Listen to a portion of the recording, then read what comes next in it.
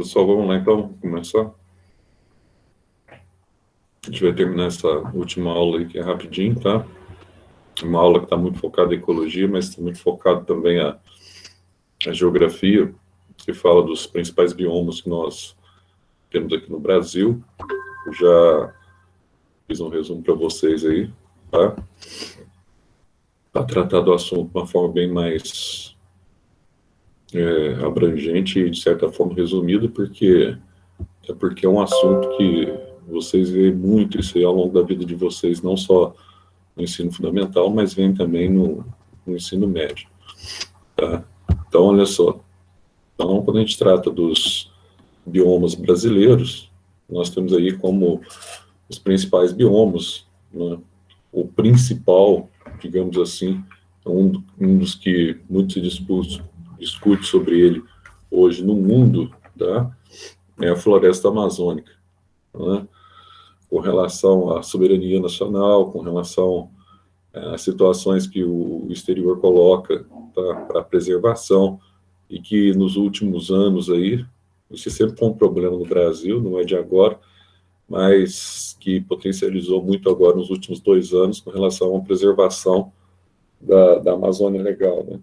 E ainda também com relação a problemas aí, nós temos tido de queimadas, não só na Amazônia, muito no ano passado e esse ano, mas esse ano também na região do Pantanal Mato Grossense. Mas, enfim, os cerrados nós temos, então, uma Amazônia, tá? Aliás, biomas, né?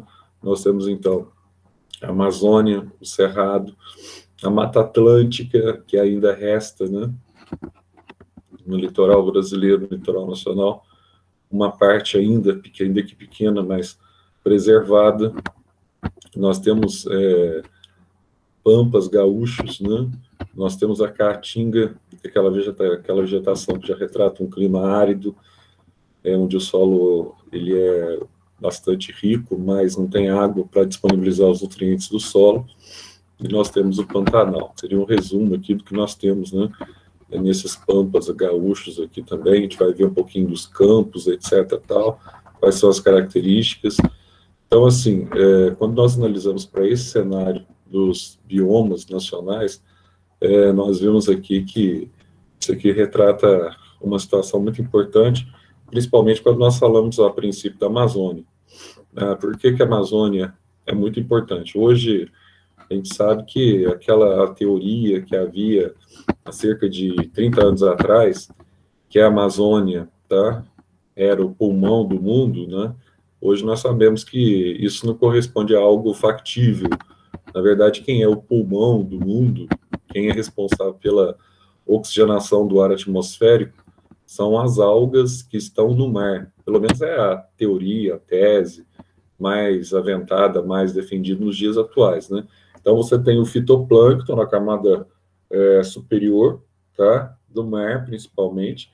Na região do fitoplâncton, ali você tem as microalgas, e dessas microalgas, principalmente as diatomáceas ou bacilariófitas, né, que são as algas que vão liberar, tá, o oxigênio produzido no processo atmosférico, tá? Aliás, o oxigênio produzido por elas para a atmosfera terrestre. Então, você tem o oxigênio liberado para a atmosfera terrestre. E esse oxigênio, supostamente liberado pelas algas, que forma essa camada superficial, tá, do mar, na parte da superfície do mar, seria o oxigênio que nós utilizamos para a nossa respiração aeróbica, os seres vivos aeróbios utilizam para a respiração. Antigamente, pensava-se que esse oxigênio era proveniente principalmente das grandes massas florestais que nós tínhamos no planeta. Então, você tem floresta amazônica, floresta do Congo, né? Para citar algumas, floresta da China. Mas, assim, aí foi descoberto que, na verdade, isso aí é uma condição pré-estabelecida dentro da própria ecologia, na verdade, tudo aquilo que uma floresta produz, como a Amazônia, por exemplo, legal, tudo aquilo que ela produz através do processo fotossintético, todo o oxigênio que ela produz, ela mesma consome. Então, ela está em equilíbrio, e esse equilíbrio nós chamamos de clímax, tá? Então, na verdade, o oxigênio que ela produz para a sua própria sobrevivência. Então, não existe um superávit, né? Não existe uma condição de oxigênio que ela produz acima do que ela consome, então esse oxigênio fica disponível para a nossa respiração. Não existe isso, tá?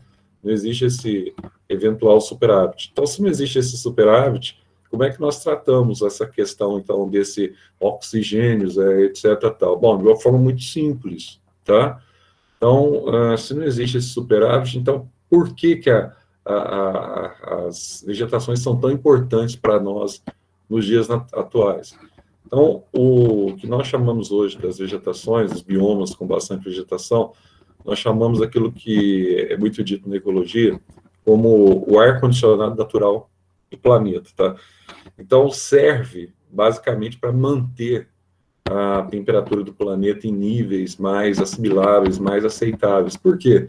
Porque se você tem uma massa vegetativa maior, se você tem uma vegetação, tá, de floresta maior, você tem mais evapotranspiração naquela região, tá? Que é um fator determinado pelo clima, claro. A Amazônia está na região equatorial, né?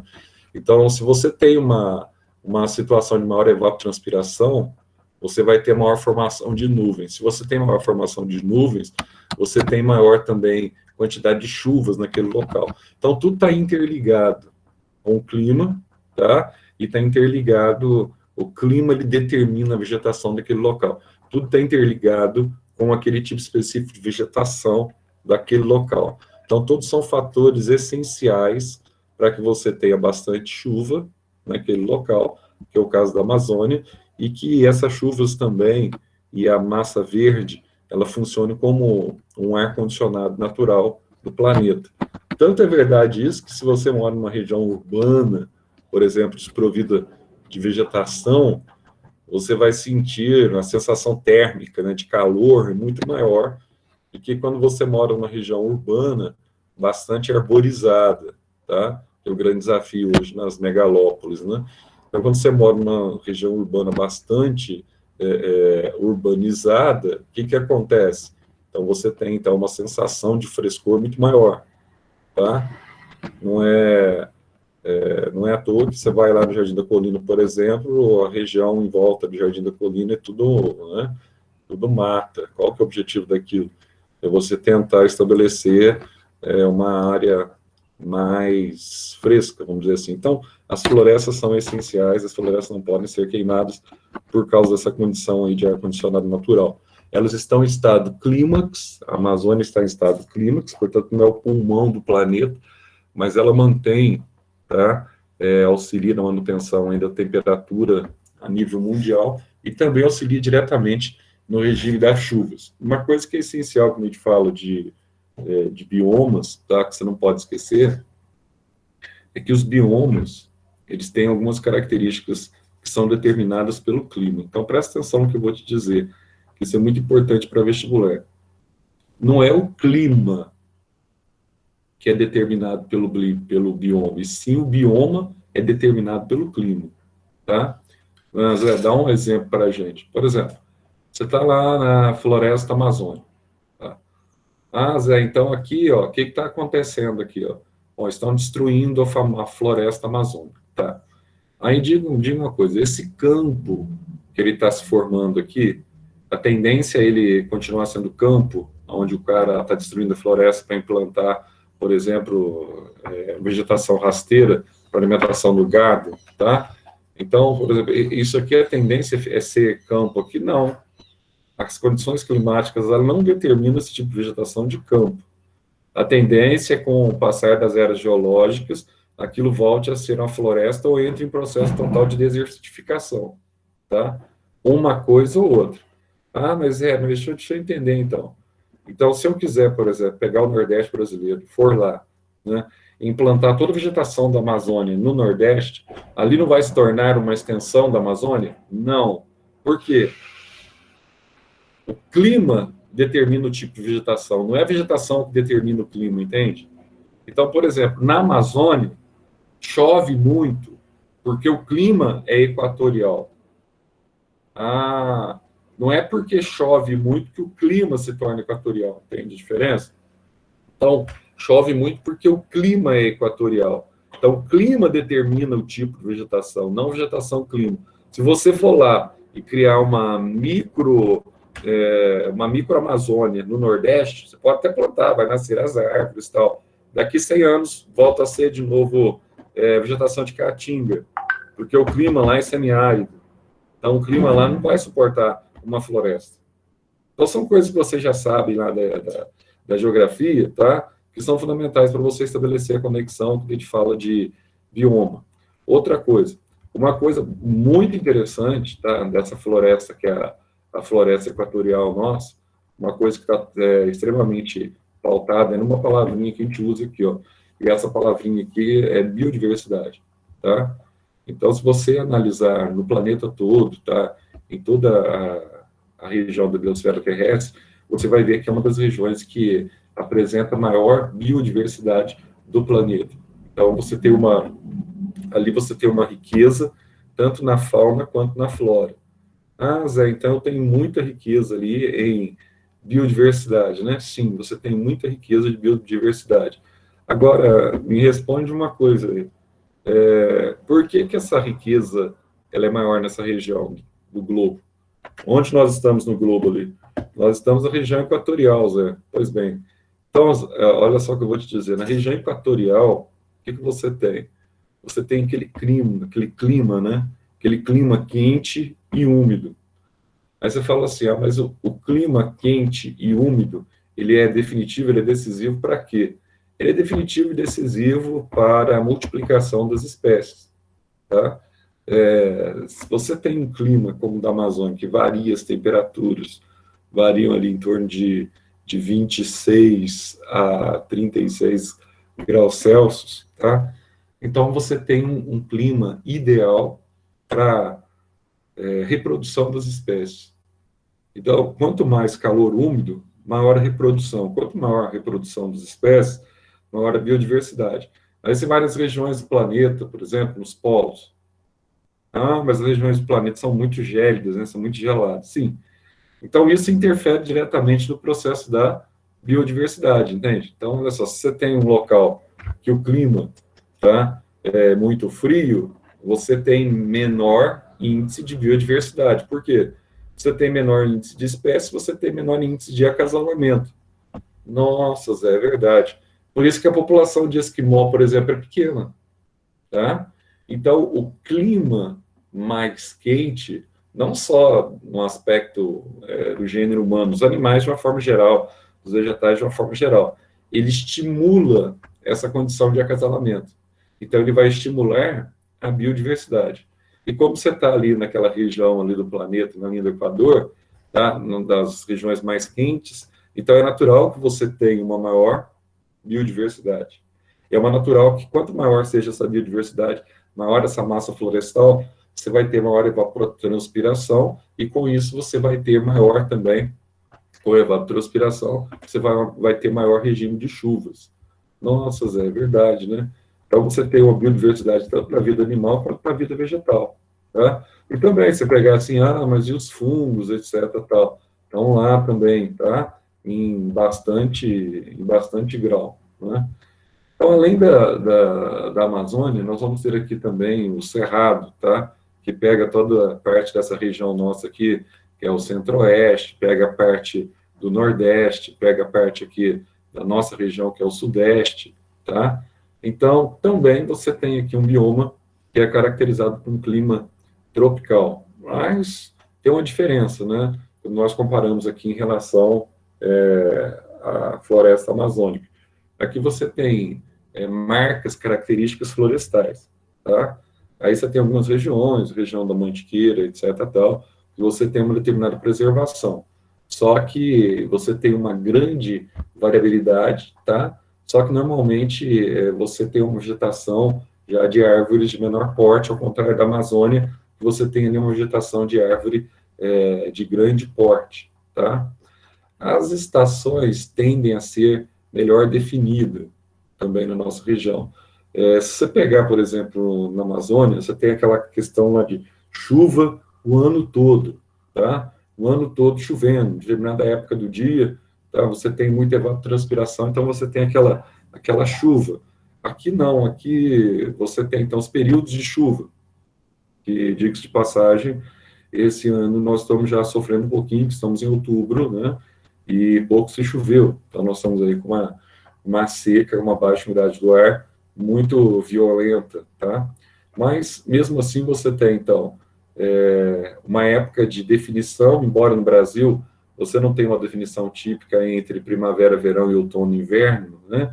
Então, você tem uma mistura de estações. Então, no Brasil, na verdade, você tem, nessa região nossa, pelo menos, você tem uma região, uma época do ano que é mais quente, uma época do ano que é mais fria. Agora, por exemplo, nós estamos na primavera e é como se nós estivéssemos num super verão, um verão extremamente intenso, tá? Então, você vai observar que, nesse caso aqui do Cerrado, você vai ter, então, essas vegetações de pequeno porte, como eu notei aqui para vocês, tá?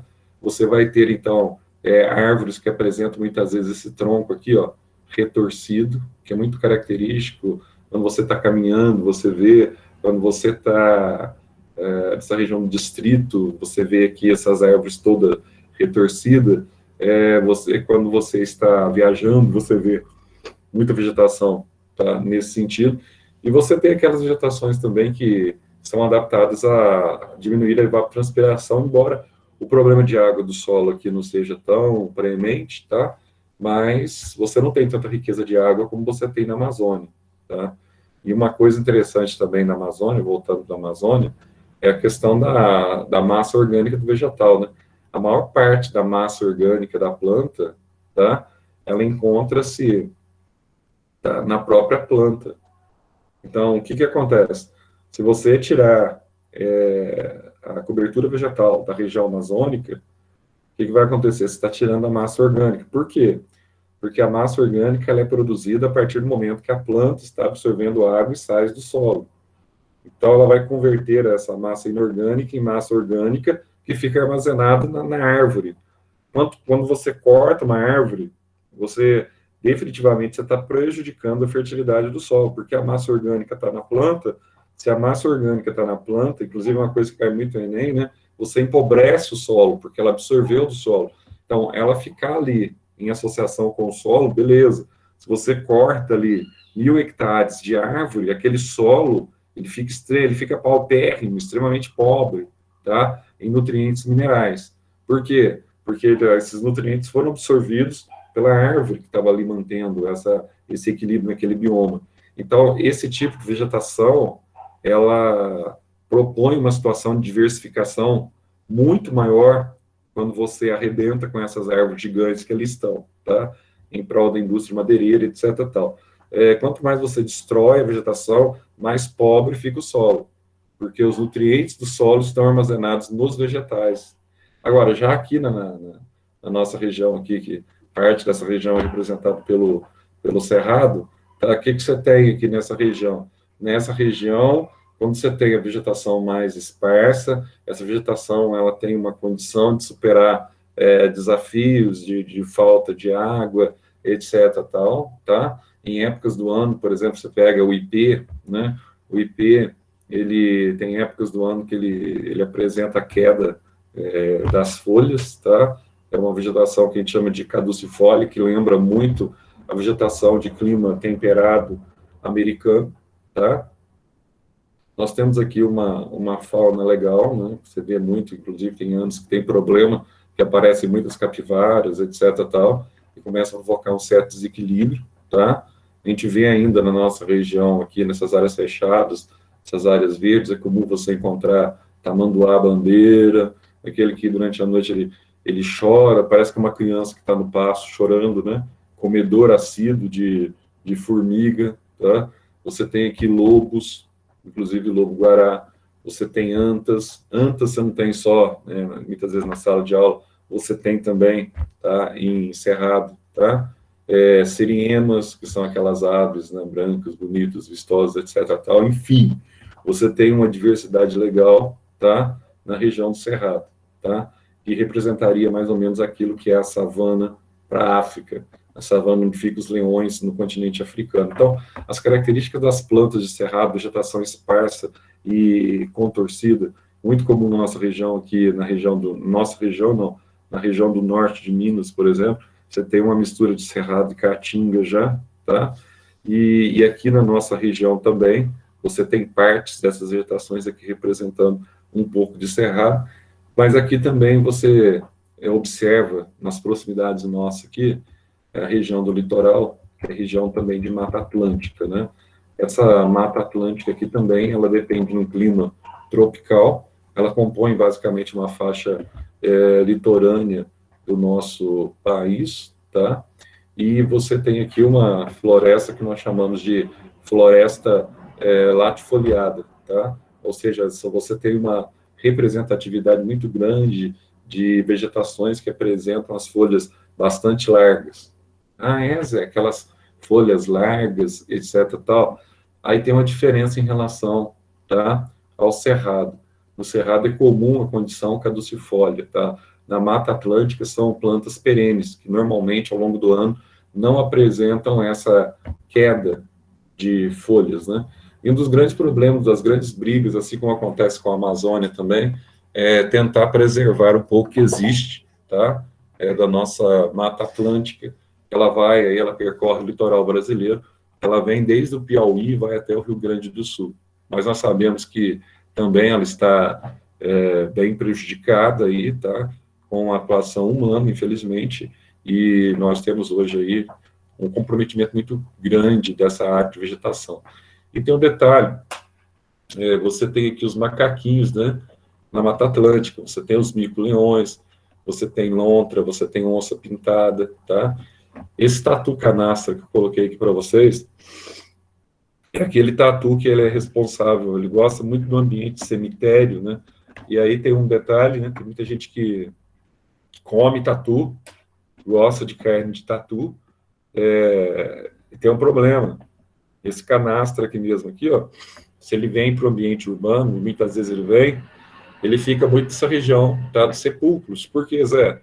Porque ele se alimenta de defunto mesmo, tá? Se deixar, ele faz um buraco por baixo lá, se deixar, ele come mesmo, tá? Carne em decomposição.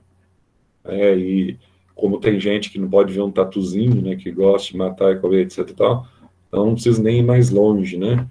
Comida exótica, etc tal. Aqui, como acontece também em todo o litoral, ainda é comum, ainda que você tem poucas espécies, a famosa arara azul, tá? Onça pintada, você acha ainda em menor número, né? Devido à expansão urbana, mas você acha ainda esse tipo de animal. Você tem aqui a vegetação de caatinga, essa vegetação aqui já é mais do nordeste do norte, né? Que pega também o norte de Minas. Essa vegetação aqui, ela pega o sertão brasileiro. É interessante que não é pouca coisa, não, né? 100% do território nacional. Então, você tem aqui uma situação de clima semiárido, né? E esse clima semiárido, voltando para que você consiga armazenar bem isso na sua cabeça, esse clima semiárido é o que determina esse tipo de vegetação, tá? Ah, mas então nós temos aqui uma vegetação muito parecida com aquelas que nós estudamos lá do xeromorfismo, né? Vegetação que tem características aí de climas de deserto, né, Zé? Exatamente. Então aqui eu tenho uma vegetação de climas de deserto, estilo deserto, né? Ah, você tem então aquele estilo deserto, etc, tal, aquelas florestas, florestas não, daquelas vegetações que há lá no deserto, por exemplo, na África, é mais ou menos isso. Então, quando nós tratamos desse tipo de vegetação, você tem algumas características que são peculiares a esse tipo de vegetação, tá? Ah, mas quais são essas características que são peculiares? Por exemplo, é muito comum você ter lá a vegetação, você lembra sempre no deserto, você tem lá a vegetação que as plantas, as folhas das plantas totalmente transformadas em espinhos. É verdade, Zé. Então, muitas vezes eu pego lá, eu tenho cacto, né? Daquele tipo mesmo, tá? Aqui no Brasil, é muito comum você ter aquelas plantas conhecidas como lobeiras, tá? Aquelas árvores retorcidas, etc, tal, que tem uma espessa camada, tá? Que reveste essa vegetação. Ah, então tem uma espessa camada. Sim, tem uma espessa camada e é legal. Por quê? Para evitar exatamente a evapotranspiração. Então, a evapotranspiração, tá? Ela prejudica essas vegetações que você está numa área do planeta em que a baixa umidade do ar e a baixa pluviometria. Então, você tem pouca chuva. Embora, por exemplo, nessa região de clima semiárido, os solos são muito ricos, tá? Ao contrário da Amazônia, que o solo é muito pobre, que a maior parte tá, da massa orgânica está na árvore, os solos da região Nordeste estão muito ricos. O problema é a disponibilidade de água desse solo, tá? Então, lógico, você tem... Por que você tem baixa disponibilidade de água? Exatamente porque você tem pouca chuva, tá? Que é determinado pelo clima. Ah, então se você tem pouca chuva, você tem uma vegetação mais esparsa, né? Inclusive o termo para caatinga, de origem tupi, né, dos indígenas, ele significa o quê? Mata clara, tá? Mata branca, certo? Então você tem também uma situação que em determinadas épocas do ano você tem a queda das folhas, você tem aqui uma vegetação caducifólia, tá?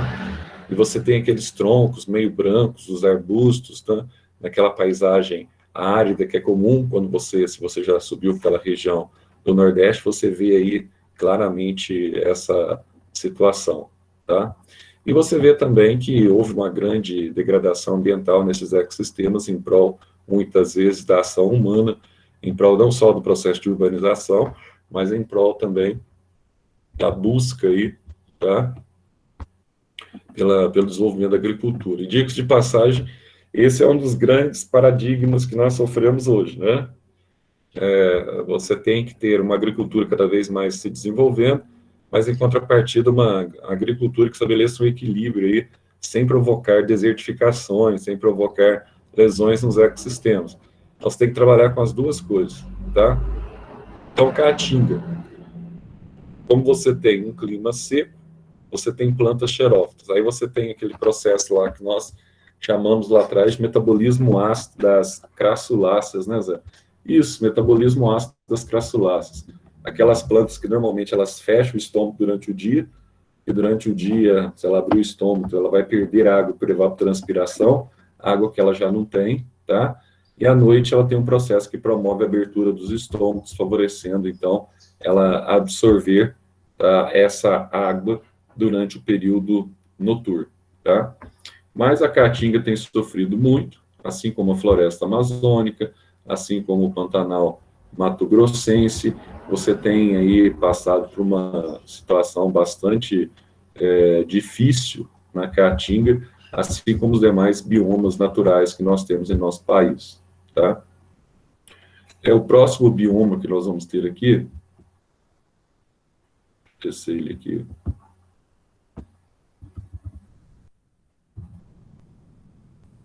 Vai falar dos pampas aqui, né? Os pampas, na verdade, são os campos. Mais comum esse nome de pampas aí, né?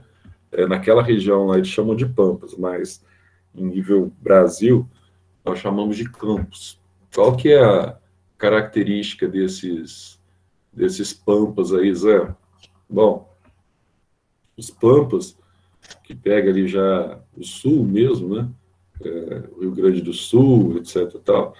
Ali você tem, então, grandes campos. Durante o dia, o clima é mais quente, e normalmente à noite há uma queda de temperatura, tá? Brusca. Então você tem uma região representada ali muito por planície, né? É uma região bastante plana. Você tem um clima que ele é frio e seco, tá?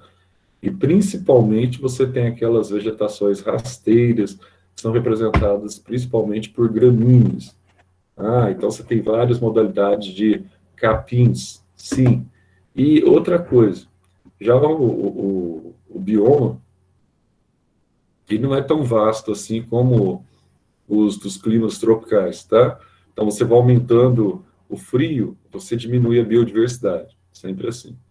Então você tem ali, característica nessa região, mata de araucária também, em algumas, tá?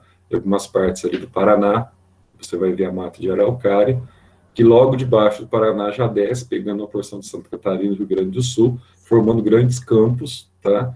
Aí você não vê tanto mais a mata de araucária, essa mata de araucária é substituída por campos, tá? Você tem alguns animais que vivem bem espaçados, tá, nesses ambientes, e que muitas vezes, pela forma que o crescimento urbano, que a urbanização promove, eles saem do seu hábitat natural e vêm para as cidades, tá?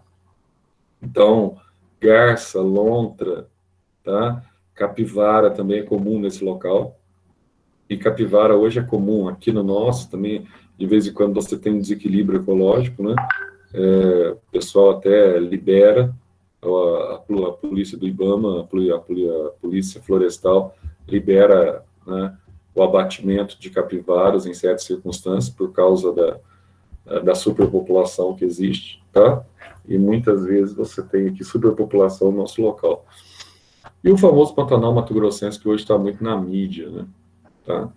Então, esse Pantanal aqui, ele é bastante interessante pelos rios que o compõem, tá? É um bioma natural, é um bioma que pega aquela região do Mato Grosso do Sul, principalmente, tá? E é interessante que ele está condicionado ao regime de chuvas, né? Quando o regime de chuva diminui, tá? Os rios, então, começam a baixar. Quando o volume de chuva aumenta, os rios sobem, né? Inclusive, em épocas de chuva, você tem a época que você tem até como é que fala? Você tem até a inundação, tá? Na região pantaneira, né? Aí você vê o pessoal passando com gado, etc. Tal. Então, assim, você tem muitas plantas ali que são adaptadas a viver até mesmo submersas. São plantas, tá?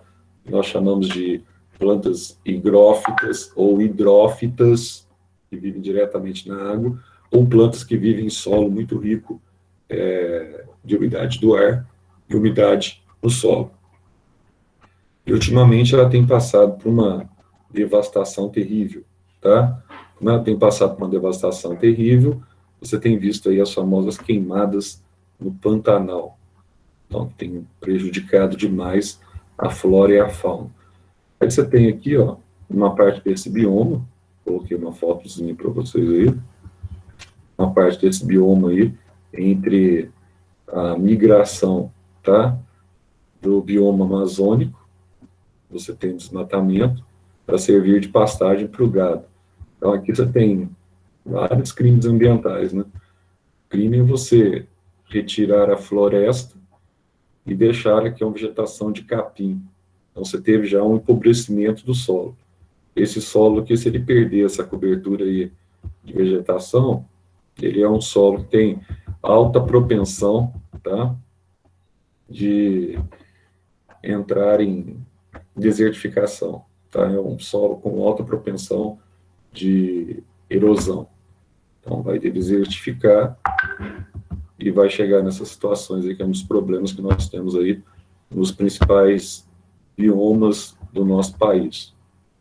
Então, você vai ter hoje essa discussão da atividade agropecuária, tá? Para você equilibrar aí tanto essa questão agropecuária e a questão, tá, da manutenção da parte verde natural dos nossos biomas. E um detalhe, além dessa condição, você tem outro problema. Tem outro problema? Não, tem outro destaque que eu falei. Você não pode esquecer das coníferas, tá? Da mata de araucária, na região do Paraná.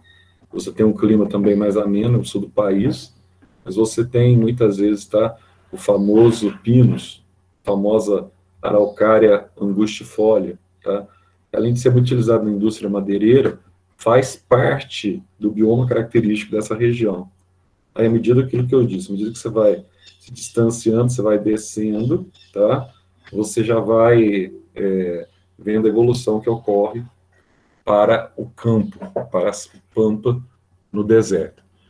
Então, assim, essa aula aí é isso mesmo, uma aula mais tranquila, tá? Agora a gente vai passar para a primeira aula que nós temos aqui no caderno 6, Eu vou até estabelecer aqui para vocês, vamos lá para a primeira aula, que é a aula que fala sobre os biociclos aquáticos, que eu mandei para vocês já antes, que também é uma aula muito fácil. Essas aulas de ecologia é uma aula que vocês vêem no dia a dia também aí na geografia, então é tranquilo. Tá aí. Vamos falar um pouquinho sobre eles, tá? Essa é a nossa primeira aula do caderno 6. Então a gente provavelmente vai terminar toda a matéria. Eu tenho uma situação aí também aí que por causa dessa questão da Covid, a gente fica um pouco amarrado com essa questão. Na verdade, vocês lembram que era para eu ter feito a cirurgia em abril, estava marcado, mas aí veio a questão da Covid, etc. Tal. Todas as cirurgias eletivas, cirurgias que não eram de urgência, foram desmarcadas, né? Cirurgia minha da vesícula. Então, assim, dependendo da situação agora, a situação do Covid pegou feio aqui em Alfenas mesmo, né? E nós temos mais de 1.200 e quase 1.280, né? Não, no último laudo, hoje sai um novo laudo, de infectados. Mas, enfim, eu não sei se minha cirurgia sai, se vai dar para fazer essa cirurgia, porque o médico já tinha dito, o Dr. Luiz Carlos já tinha dito que ele gostaria de fazer o quanto antes, né? Aí, como eu estou no aguardo, se essa cirurgia ela sair em novembro, eu não estou querendo deixar nada para trás, então eu estou querendo dar um jeito, mas pode ser que seja só em dezembro, né? Que ele vai chamar para fazer, quando tiver liberação novamente para fazer cirurgia eletiva, aí eu vou aproveitar, vou ter que fazer a cirurgia mesmo, né? Porque, embora não é uma cirurgia de risco e não é uma situação de risco, mas esse negócio de pedra na vesícula que é muito chato e uma hora para outra você pode ter aí uma colicistite, inflamar, entendeu? E se romper a vesícula dentro da gente inflamada é complicado. Então eu estou nessa situação, mas eu vou terminar a matéria com vocês, tanto de química quanto de biologia, nós estamos já bem dentro do nosso cronograma. E depois também a gente vai marcar a prova de vocês daquela mesma situação, ver se eu marco já no início agora, deixar passar a semana do saco cheio aí, semana que vem já é feriado na segunda-feira, né? Inclusive vocês têm um feriadozinho aí na segunda, e vamos esperar passar essa semana, na outra semana a gente vê a possibilidade de a gente fazer a nossa prova, e vocês ficarem livres já dessa prova do quarto trimestre. Quando a gente fala de biociclos aquáticos, pessoal, a gente vai falar aqui dois tipos distintos, tá? Nós temos o biociclo marinho, e nós vamos ter aqui o biociclo de água doce. Então, nós vamos ter o que nós chamamos de talassociclo. Esse é aquilo que nós chamamos de biociclo marinho. Eu peço que vocês guardem esses nomes aí, tá? Para os vestibulares que vocês farão, porque esses nomes são nomes característicos. Então, falou em talassociclo, talasso significa salgado, tá? Falou límino, significa doce. Então, falou em talassociclo, você entende que é um biociclo marinho, e falou em liminociclo, você entende que é um biociclo de água doce. Então é fácil para a gente guardar, Zé. Não tem erro, você vai guardar isso aí com certa facilidade, é tranquilo, tá? Tanto o biociclo marinho quanto o biociclo de água doce. Então, quando a gente está analisando agora, a gente sai um pouco da esfera terrestre, a gente estava estudando o biociclo terrestre, estudando os biomas. É interessante que você coloque esse nome. Quando a gente fala de biociclo terrestre, referente à aula que eu acabei de falar, da aula anterior, do caderno de vocês aí, né, no livro 5, referente a esses biociclos terrestres, nós temos uma nomenclatura, como é que é o nome da ecologia para biociclo terrestre? Aí é epinociclo. Não esqueça esse nome, tá? Epinociclo refere-se ao biociclo terrestre. Talassociclo, tá? Refere-se ao biociclo marinho, e liminociclo, ou biociclo, que a gente chama de dussalquícola, do sal doce. O mais fácil, o nome já diz. O dussalquícola refere-se ao biociclo de água doce, tá? Então, Zé, quando a gente fala de biociclo marinho, quando a gente fala de biociclo de água doce, quais são os principais fatores que nós devemos destacar nesses biociclos. Então, nós vamos ver nessa aula, porque muitas vezes você ouve o pessoal falando assim, região costeira, plataforma continental, mais uma vez, uma nomenclatura muito usada na geografia, tá? Então, ó, o que é isso, Zé? Região costeira, plataforma continental, o que é plâncton, tá? O que é nécton, o que é bentons, tá? A gente vai ver essas zonas aí, o que é zona fótica e zona afótica, lembrando que fótons vem de luz, né? O que é a zona que recebe luz, a zona que não recebe luz? É verdade que a gente tem uma zona, tá?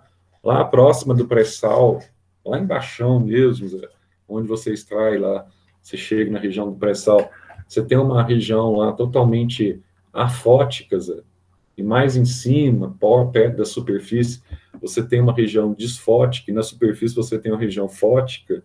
É verdade isso? É verdade que nessa região totalmente sem luz, você vai ter ali algumas espécies de animais, né, meio que mutantes, que vivem em situação absoluta, como peixes, por exemplo, que vivem em alta profundidade, com alta salinidade, e que vivem em situações, tá, extremamente desfavoráveis, inóspitas para a vida.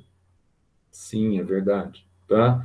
A área que é totalmente na escuridão marinha, bem no fundo. Estamos falando aqui de 7.000 metros, tá? De profundidade ou mais. Então, é muito chão para o indivíduo ele descer no mar. Então, o talassociclo, que ele é o biociclo marinho, ele ocupa 75% do nosso planeta, tá? Não só do nosso planeta, mas como toda a parte onde estão os seres vivos. Nós chamamos aí de biosfera, tá? E nós temos, então, nós vamos estudar aqui, tá? As três dimensões das suas habitações, que a gente vai ver. Então, primeiro, quais são os fatores que interferem diretamente nesse processo do biociclo? Quais são os fatores que nós vamos ter aqui? Então, nós vamos ter alguns fatores que formam o que nós chamamos de biótopo. Lembra lá? A gente falou lá no início das aulas de ecologia. Então, biótopo, eles são os fatores sem vida, abióticos, que são indispensáveis para a sobrevivência dos seres vivos. Então são os fatores abióticos indispensáveis para a sobrevivência dos seres vivos. Exatamente. Quem são esses fatores? Em se tratando do biociclo marinho aí, que não é muito diferente dos demais também, mas aqui você tem, além da luz e temperatura, que é um fator em comum para todos os biociclos terrestres e aquáticos, tá? Mas você tem aqui ainda a salinidade e a pressão hidrostática, que eles são submetidos. Então, luz, temperatura, salinidade e pressão. Por que a luz é importante? Bom, a luz é importante porque ela é absorvida no processo fotossintético das microalgas, tá? Das diatomáceas, são responsáveis pela oxigenação do ar atmosférico. Ó, falou em diatomácea, velho. Primeira alga que você vai lembrar, se tratando de Enem, você lembra dois nomes. Você lembra diatomáceas, esse nome, e você vai lembrar também da principal variedade de diatomácea, tá? Que são as bacilariófitas. Bacilariófitas. Por que elas são tão importantes? Porque hoje o pessoal da biologia marinha, eles entendem que é a principal alga que realiza esse processo de oxigenação atmosférica, tá? Que atua nesse processo. Pega um pouco de água para isso. A gelado, né? A principal alga que realiza esse processo de oxigenação são as diatomáceas. Mas e aí? A luz é bastante importante? Por quê? Porque você tem a luz aí como prerrogativa para muitos seres vivos.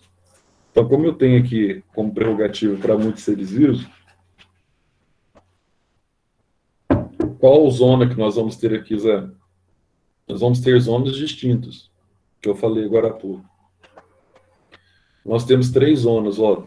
Luz verdadeira, ou seja, plena luz eufótica. Toda vez que você vê essa palavrinha aí na biologia, eu significa verdadeiro, né? Ó, você tem a parte eufótica, a parte disfótica e a parte afótica.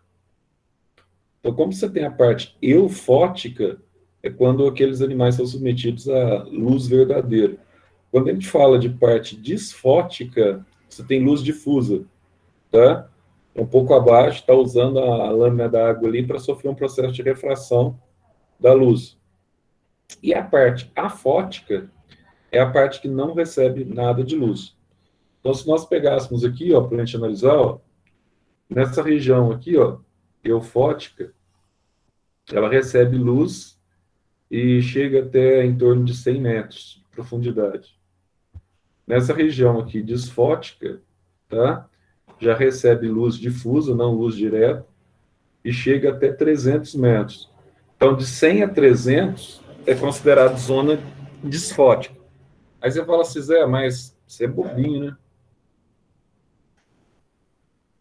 Você que pensa. Toda essa parte aí, no Enem, ela é muito cobrada, parte de ecologia. Se você tivesse que marcar, assim, tipo, uma matéria que mais cai no Enem, ecologia. Com certeza, ecologia. E a partir daqui, ó, começa a zona afótica, que vai lá até 7 mil, 11 mil metros, chega até o pré-sal, tá?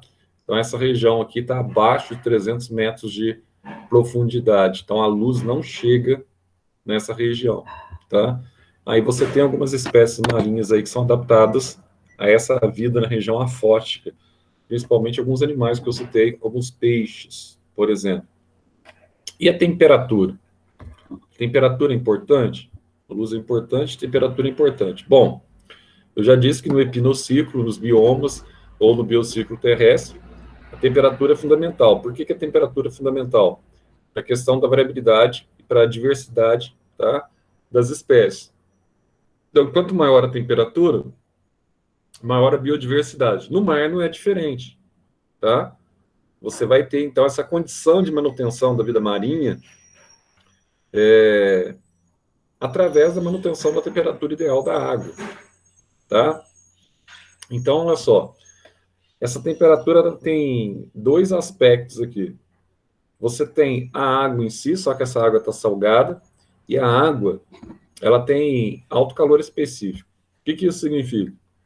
Então, você aprendeu na física que o calor específico da água é 1 caloria por grau Celsius. Não é isso? Então, para você aquecer 1 grama de água a 1 grau Celsius, você precisa de 1 caloria, ou 4,18 joule, ou 4,2, ou arredondando, 4 joule, tá? Para você aquecer 1 grama d'água em 1 grau Celsius. Ou seja, em outras palavras, a água é uma substâncias líquidas que apresentam um dos maiores calores específicos. O que isso significa?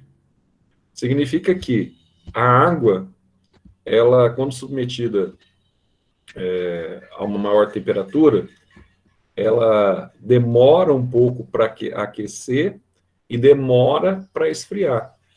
Ela mantém, porque ela tem alto calor específico, ela mantém a temperatura, tá? Então, ela tem condição, à medida que ela vai recebendo calor, de manter a sua temperatura num patamar adequado. Que é diferente, por exemplo, do deserto. O que acontece no deserto? No deserto, você tem a areia. A areia, ela tem calor específico baixo, tá? Bom, se ela tem calor específico baixo, Zé, ou baixa capacidade térmica, o que acontece com ela? Ela tem uma capacidade de esquentar rapidamente durante o dia, né? Então, você esquenta rapidamente, você está lá no deserto, Saara, por exemplo. Durante o dia, aquele calor que chega a 55 graus, fácil, 57 graus, fácil. Então, é muito quente durante o dia. Mas o que acontece? À noite, quando ela tem calor específico baixo, ela perde rapidamente esse calor, então esfria rapidamente. Então, à noite, a temperatura que estava 50, 55, 57 graus Celsius, cai para 2 graus. Por quê? Porque a areia é o inverso da água. Agora, já no mar, não. O mar ele absorve a radiação, tá? Durante o dia, promove um aquecimento, tá? E a água, ela consegue manter essa temperatura por mais tempo, Tanto que você, isso é verdade, mesmo que você não use placa de aquecedor solar na sua casa, se você usar só a água da caixa, por exemplo, dias quentes como nós estamos passando, se você tomar banho lá, que nós chamamos banho no frio, né? Aliás, deixar o chuveiro desligado, vamos colocar assim, na hora do banho, deixar só vir a água, deixar a parte elétrica do chuveiro desligada, o que acontece? A água, mesmo que seja 7, 8 horas da noite, a água ela sai morna, tá? Exatamente por causa dessa característica do elevado calor específico que a água tem de reter calor durante o dia. A água que está na sua caixa d'água mesmo, tá? Ela permanece morna durante um bom período, ela não esfria, ela demora para esfriar. Isso é fundamental para a sobrevivência dos animais que são adaptados, tá? À região do talassociclo, essa situação aí de exposição à radiação. Aí vai falar aqui que varia de horizontal e vertical, e aqui também você tem uma situação bastante interessante com relação à temperatura e com relação ao regime das chuvas, né? Por quê? Porque se você tem o mar como representante aí de 75% do globo, tá? Então, o que acontece? Você tem uma elevada evapotranspiração. Então, muitos dos regimes de chuvas, etc., tal, massa de ar, vem de onde? Vem do mar. Aí você tem lá, lembrar lá para o senhor João Vinícius, o senhor Cobra também, né? O senhor Cobrinha. Você tem o El Ninho, você tem o Laninha, né? Essas massas que intensificam, diminuem a área de chuva, tá? Nós somos submetidos. E com relação a salinidades, olha só, a salinidade em oceanos abertos, olha só, interessante isso aqui, ó. Ela tem 34% a 37%, tá? Na parte de cima, na superfície dos oceanos. Por quê? Porque é exatamente aquilo que eu estou falando, tá? Você tem esse problema da evapotranspiração, então a tendência, muitas vezes, nessa diluição, você tem aí a mistura com sais. Então, você não tem uma temperatura igual, por exemplo, do que a temperatura de água doce. Você tem uma diferença. Aí a pressão hidrostática, tá?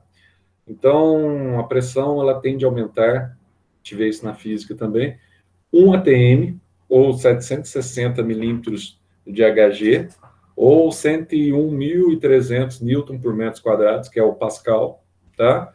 A cada 10 metros de profundidade. É por isso que o relógio vem marcando aqui que ele resiste até 5 atms, tá? Ou seja, você pode afundar até 50 metros com ele, que ele suporta a pressão, tá? À medida que você vai descendo, a pressão vai aumentando, a pressão atmosférica. Por isso, quando você monta aquelas estruturas, tá? Para captação de petróleo, etc., tal, você tem que tomar todo cuidado, né? Interno, para você manter a pressão, que é a pressão daqui de cima. Mas o meio externo que você está, que é o mar, quem fica lá, às vezes fica naqueles locais lá de extração de petróleo, fica até 30 dias, né? Trabalha 30 dias, folga 30. Fica 30 dias no local sem luminosidade natural, depois sobe, tá? Então, a pressão é fundamental para a manutenção da vida marinha. E o meio, então, nós falamos dos fatores abióticos, e o meio biótico que você vai ter aqui, quais são as biocenoses? Nós vimos que biocenoses aqui são comunidades, tá? Quais são as comunidades marinhas que nós temos aqui? Tá? Então, aquilo que eu disse lá no início. Então, nós temos aqui 3 tipos de comunidades marinhas, que é representado pelo plâncton, pelo nécton e pelos bentos. O que é isso, Zé? Plâncton é representado por seres vivos que vivem na superfície do mar. Isso é o plâncton marinho. A gente vai ver aqui que ele é subdividido em fito e zooplâncton, tá? Nécton, ele é representado por seres vivos que vivem na região do meio do mar. Então, nessa região do meio aqui, normalmente no nécton, você tem muitos peixes, tubarões, você tem baleias, né, que vivem mais nessa região. Exato, tá? Golfinhos. Então, vivem mais no nécton. São as espécies que a gente chama de espécies que conseguem nadar, tá? por força própria. Então, são as espécies nectônicas, tá? E os bentos são aqueles indivíduos que vivem no fundo. Por exemplo, um ser bentônico que se move no fundo, na região costeira, fica mais na região do fundo do mar. Os equinodermos, por exemplo. Pega a estrela do mar. A estrela do mar sempre está lá, locomovendo, etc. Tal. Compõe essa região bentônica, região mais do fundo. Aí, quando a gente fala região bentônica, não precisa ser o fundo do alto mar, não. Pode ser fundo da beira-mar, na região da plataforma continental também. Então, representa o bento. Então, a comunidade marinha, a comunidade dos seres vivos que vivem ali, ela pode estar subdividida no plâncton, no nécton e nos bentos, tá? Aí, para ver esses seres que vivem aqui na superfície, quando nós falamos de plâncton, nós temos quem? Aí nós temos o fito. O fito, ele se refere, então, a palavra fito significa verde, né? Significa de origem vegetal, embora são protoctistas, não são plantas, mas são os indivíduos que supostamente teriam originado os vegetais, tá? São as algas. Então, aqui você tem aqui, ó, vários tipos de algas, e aqui eu citei para vocês, ó, duas algas fundamentais. Você tem vários, né? Você tem, embora as clorofícias, a maior parte delas migraram para água doce, as carófitas, mas você tem ainda 20% delas vivendo em ambiente marinho, tá? Você tem as rodófitas, as algas vermelhas, tá? Você tem as feófitas, as algas pardas. Mas além dessas algas, você tem algumas algas aqui também unicelulares, tá? Como, por exemplo, as diatomáceas. Aqui você tem aquelas que eu falei para vocês agora há pouco, as bacilariófitas. Essas algas são as principais algas responsáveis pela oxigenação, tá? Do ar atmosférico. Então, aqui você tem as microalgas conhecidas como diatomáceas. E esses dinoflagelados aqui, que são muito comuns, que são as pirrófíceas. Hoje a gente chama de pirrófitos, tá? Mas antigamente a gente chamava de pirrofíceas. O que é pirrofíceas? É aquelas algas que estabelecem aquele fenômeno ecológico que a gente chama de amensalismo, que a gente falou há pouco tempo, que é a maré vermelha. Exatamente. Então, são algas que liberam uma toxina na água em determinadas épocas do ano, e essa toxina liberada ela é responsável pela morte de várias espécies de peixes, tá? Por isso que a gente chama de maré vermelha, porque vem aquela maré do litoral com vários peixes mortos devido à proliferação dessas algas aí. Tem o gênero, né, Gonialax, por exemplo, que libera essas toxinas, que são da família dos dinoflagelados. Elas também são componentes do fitoplâncton. Mas eu não tenho só a parte verde, a parte fotossintética, a parte que tem a prerrogativa de oxigenar o ar atmosférico. Não. Eu tenho também aqui, ó, o zooplâncton. O que são esses zooplânctons aqui, ó? São pequenos animais que estão ali, né, Zé? Isso, pequenos animais. Animais, muitas vezes, que são até mesmo, tá? Diminutos. Você tem microcrustáceos, por exemplo, tá? Você tem larvas presentes, não só de microcrustáceos, mas também de outros animais. Você tem aqueles seres que são protoctistas heterótrofos também, que estão junto com as algas lá no reino protoctista, que são os protozoários, e vivem nesse local. Você tem alguns peixes que vivem, peixes bem pequenos, que vivem na região do zooplâncton, porque os peixes maiores, eles vivem na região do nécton, tá? Então, é uma região do mar onde você tem bastante biodiversidade, que é a região da superfície marinha, tá? E é uma região que favorece a vida. Favorece por quê? Porque é uma região que está exposta à luz, favorece o processo fotossintético, tá? É uma região que a temperatura da superfície também é uma temperatura bem legalzinha, tá? Para a biodiversidade, porque está exposta diretamente à radiação ultravioleta, o que favorece a elevação dessa temperatura. Aí você vai ter aqui o bento, que é a região mais no fundo, que você pode ter aqui alguns indivíduos que nós chamamos de indivíduos sésseis ou indivíduos que podem se locomover, tá? Nem sempre eles são sésseis. Eu já acabei de citar um para vocês aí que se locomove, que são os equinodermos, tá? Os equinodermos, eles têm essa capacidade, essa prerrogativa de se locomover no fundo. E você tem aqui as famosas algas vermelhas também, que são as rodofícias, as algas pardas, que são as feofícias, as algas verdes, tá? Que também pode estar nessa região bentônica. Então as algas verdes pode estar revestindo essa região, que são as clorófitas. Podem.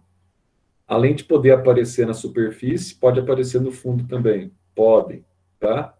E animais que você encontra aqui, ó, as famosas esponjas, os corais. Lembrando que nós estudamos esses espongiários aqui ano passado, nós vimos aqui que você tem aquele tipo ascon, o tipo sicon e o tipo leucon ou tipo ragon, tá? Que é de acordo com a capacidade de filtração. Então, quanto maior a capacidade de filtração, mais eles crescem, tá? Você tem os corais, que são os antozoários, por exemplo, aqueles que liberam exoesqueleto, que formam os recifes de corais. Você tem a água-viva, a Aurelia aurita. Você tem a obelia, tá? Que é responsável, é um hidrozoário, tá? Para a formação de várias colônias de corais. Esses corais aqui, normalmente, eles ficam mais na região da encosta. Você vai encontrar maior biodiversidade, tanto de esponjas quanto de corais, tá? E os animais que eu já falei, que se movem, que se deslocam no fundo, principalmente aqui os equinodermos, tá? Estrela do mar, e alguns moluscos que estão nessa região. Aí teve uma inversão aqui, agora vai falar da região onde você tem o nécton, né? Onde você tem uma lâmina d'água na superfície, tá? Muitas vezes, quando você olha para essa lâmina d'água aqui, quando você entra no mar, você olha e fala assim, bom, isso aí é apenas águas, é água, mas ali tem o plâncton, tá? Muitas vezes ele é microscópio, você não enxerga, mas ali você tem o plâncton representando aí essa pequena lâmina de água. Então, o nécton, ele é povoado por animais que lá nadam livremente, tá? Então, dentre eles, você tem peixes, moluscos, cefalópodes, por exemplo, os polvos, tá? Os grandes mamíferos marinhos, as tartarugas, são animais, os golfinhos, né? Relacionados aí aos mamíferos marinhos com as baleias, tá? Então, você tem animais que vivem nessa região e que tem essa condição, a gente chama de livres natantes. Tem a liberdade para natação. Aí nós vamos ter aqui as divisões do ambiente marinho, tá? Quais são essas divisões? Então, você vai ter aqui, duas províncias que a gente chama aqui, na oceanografia, tá?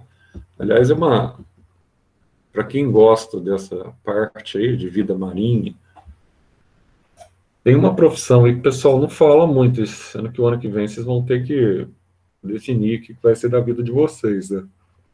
Para quem gosta de situações um pouco mais diferentes, mais exóticas, pensa em ter uma boa qualidade de vida, o pessoal aí que se dedica muito a essa biologia marinha, viu? É uma parte da biologia que estuda a oceanografia.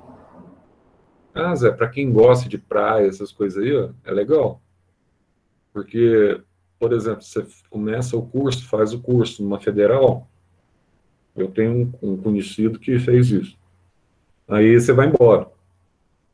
Aí você resolve fazer pesquisa lá em Fernando Noronha, por exemplo.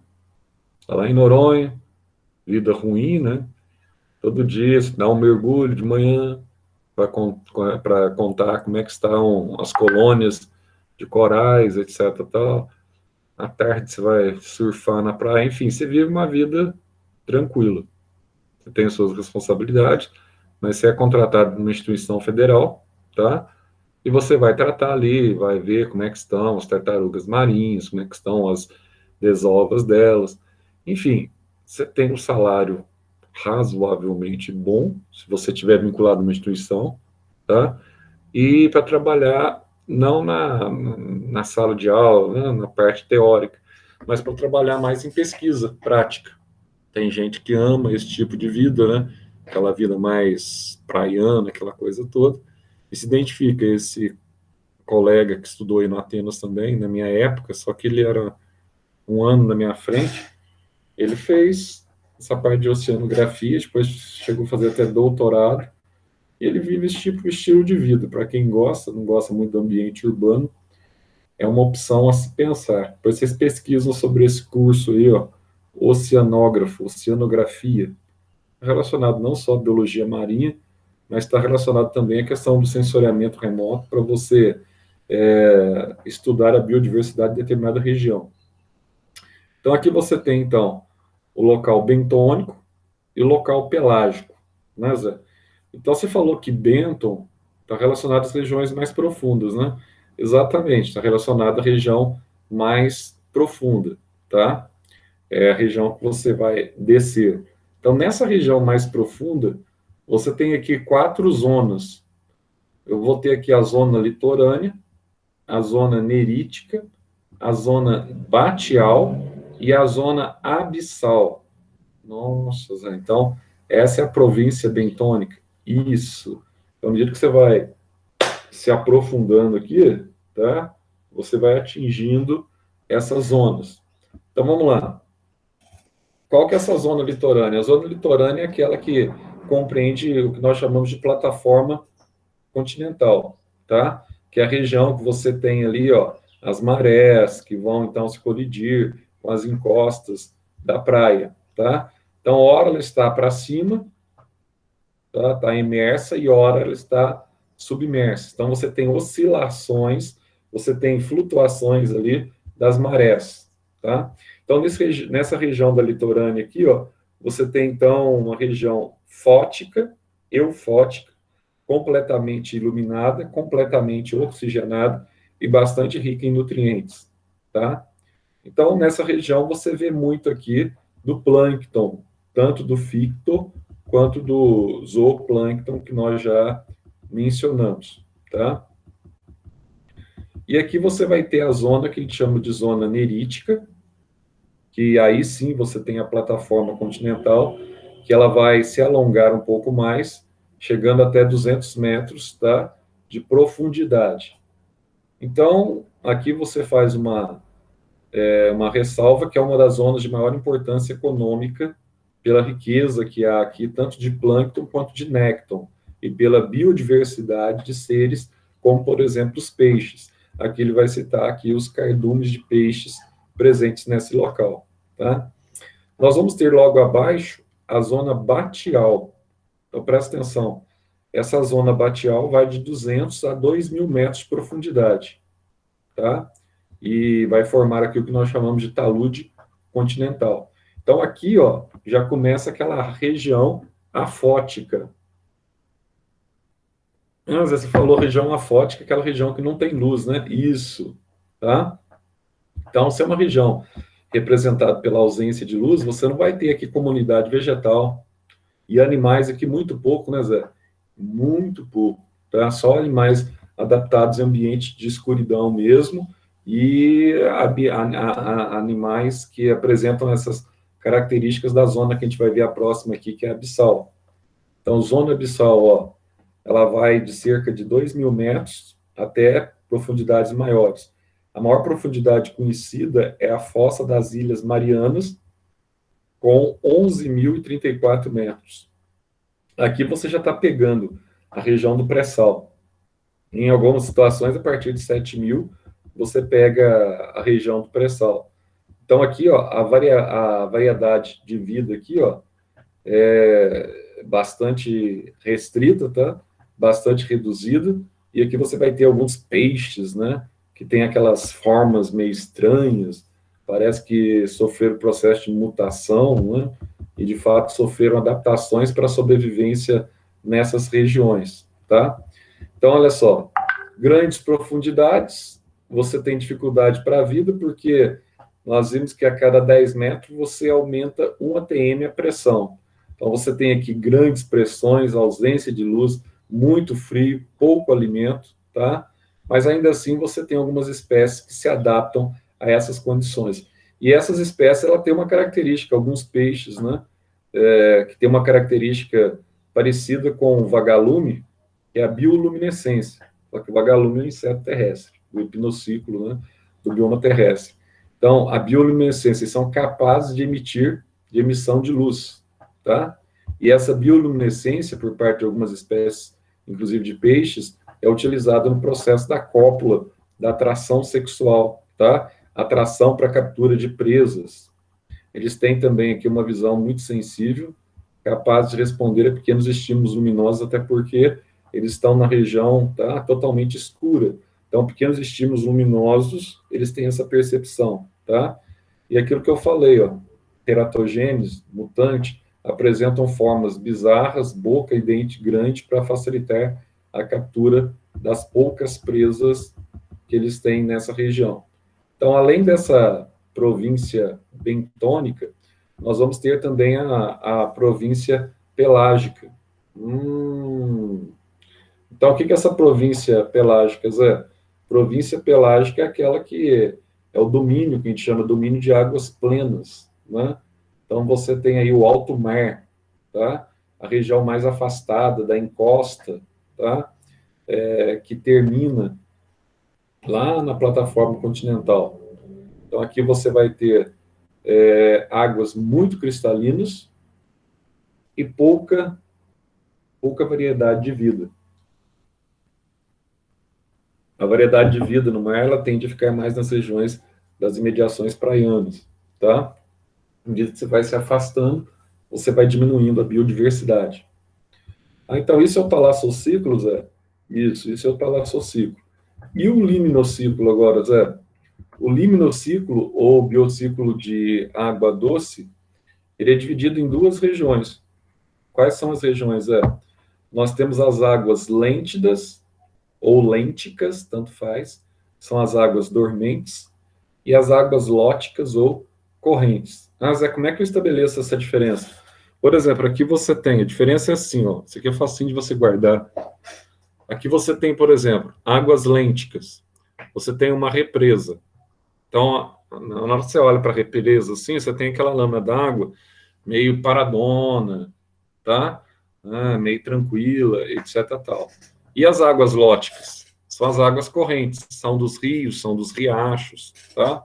Então, você tem esses dois tipos de água, água dos rios e águas represadas, represas, açudes, etc. Tal, são águas meio paradona, tá? Então, você tem aí, a profundidade não ultrapassa 400 metros, tá? E sofre variações de temperatura mais intensa do que o mar. Então, são menos estáveis, tá? Por que sofre maior variação de temperatura? Porque o volume de água é menor.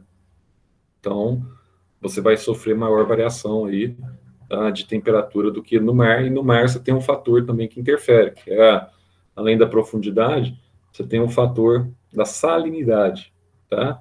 Que interfere nessa questão aí da variação de temperatura. Então, primeiro, quem são essas águas lênticas aqui? Então, são as águas que aparentemente são paradas, mas que elas não são paradas, tá?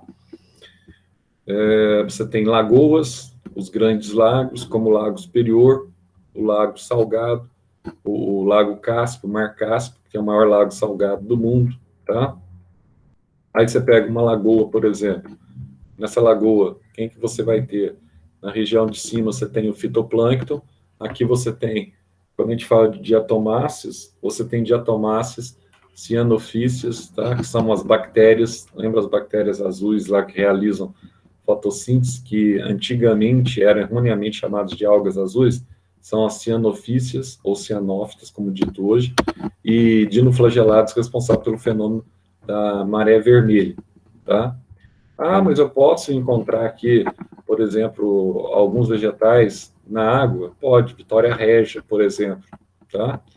Ah, eu posso ter aqui zooplâncton? Pode, você pode ter protozoários, você pode ter crustáceos, todos eles aqui presentes, tá? alguns moluscos, alguns peixes, que é muito comum, muitos peixes. Você vai ter aqui aves, muito presentes na água doce aí, tá? Para capturar os peixes nas imediações, que são as garças, elas ficam ali para pescar muitas vezes. Você tem ali ariranhas, lontras, tá? Vai depender do local onde você tem esse ecossistema aquático, tá? Aí você tem aquela questão, mas e essa cadeia alimentar, como é que se estabelece? Bom, quando os seres morrem, eles vão para o fundo do mar, e no fundo do mar você vai ter aquele processo que a gente já viu, que é o da reciclagem da matéria. Esses seres aí vão sofrer a ação de bactérias e de fungos, tá? Para que essa matéria seja reciclada e seja convertida principalmente em cálcio e fósforo. Nós vimos aqueles ciclos biogeoquímicos, né, recentemente, e retorne à superfície. Já aproveitando para agilizar a vida de vocês, nossa prova vai ser o caderno 5, tá?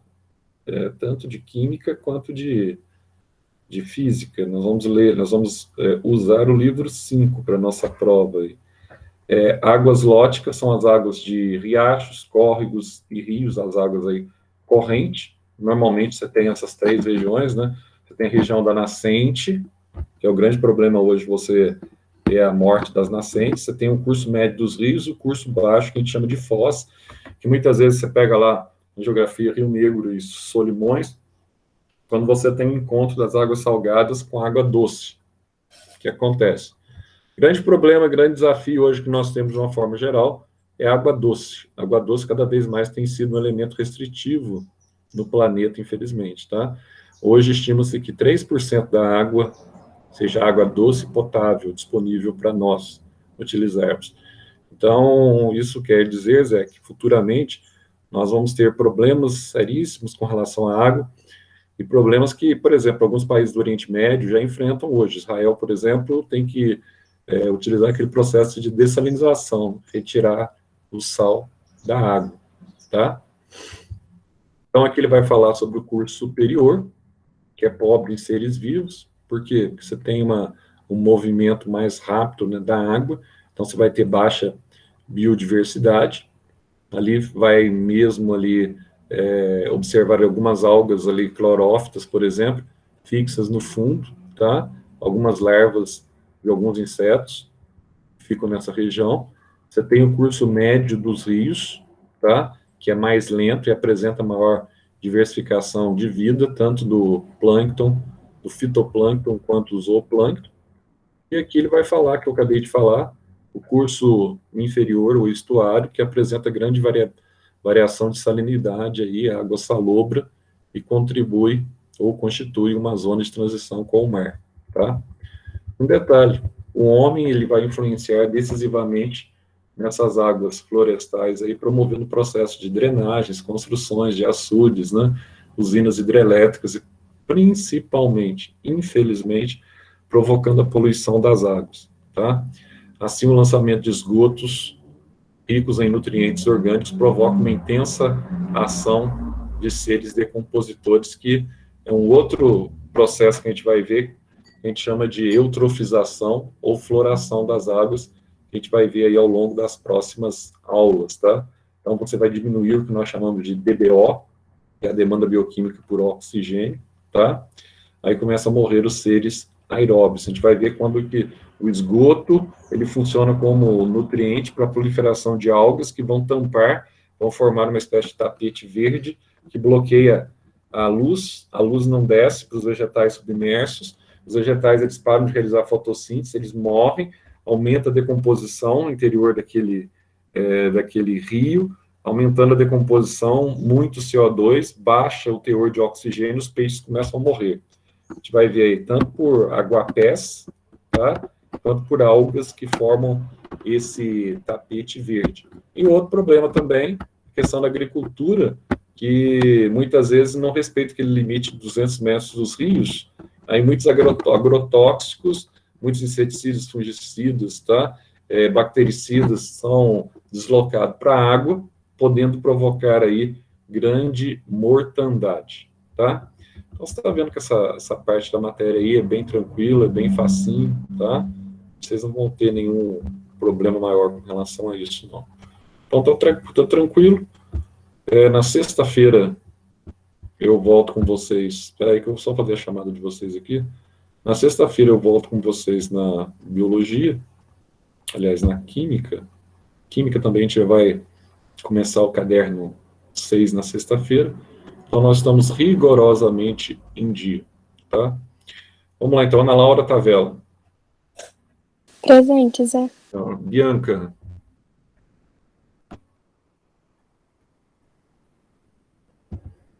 Brena. Carol Fleury.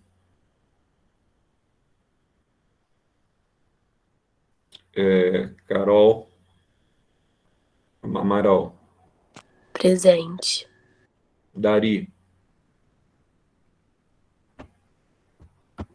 O Dari tá dormindo também. Enzo.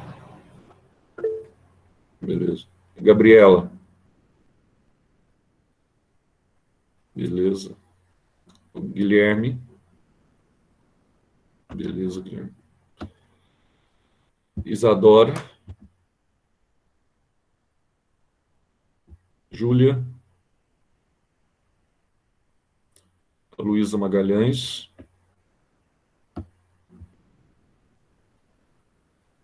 Luísa Almas. Beleza. Maria Carolina. Carol Fleury apareceu agora. Maria Carolina. Maria Paula. Beleza, Maria Carolina, Maria Paula. Mariana Figueiredo. Mariana Figueiredo deve ter morrido, né? Thales. Tô aqui, Zé. Beleza. Ian. Pessoal, além de vocês terem um menor índice de presença, vocês têm um outro probleminha. Os que ficam na aula não assistem a aula ainda, fica dormindo ainda, assim, nem acorda para responder a chamada. Esse que é o pior. Não sei como é que vai ficar a situação de vocês aí. O pessoal aí que já tá, o padre já fica perguntando direto sobre, ainda eu dou uma segurada ainda, viu? Eu não falo quase, não. O padre está desesperado atrás, o Vanderlei está desesperado atrás dessa questão aí. Entendeu? Então, toma cuidado com esse negócio aí. Eu não sei se vai dar bomba para alguém, mas vai dar encheção de saco, né? Vai dar encheção de saco na cabeça de vocês. Pode preparar que vai dar encheção de saco. O que eu faço aqui, eu só dou um print, entende? Não respondeu, complicado. Mas beleza. Então, a gente volta eu volto com vocês na sexta-feira. Até lá, então. Tchau, tchau.